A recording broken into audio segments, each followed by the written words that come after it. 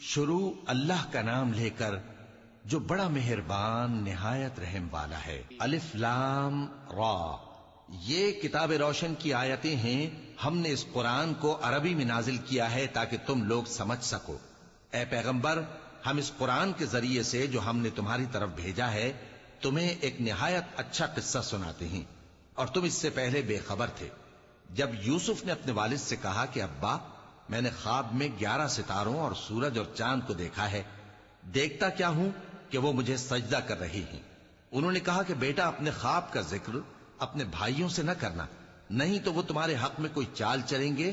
کچھ شک نہیں کہ شیطان انسان کا کھلا دشمن ہے، اور اسی طرح اللہ تمہیں برگزیدہ و ممتاز کرے گا اور خواب کی باتوں کی تعبیر کا علم سکھائے گا۔ اور جس طرح اس نے اپنی نعمت پہلے تمہارے دادا پر دادا ابراہیم اور اسحاق پر پوری کی تھی، اسی طرح تم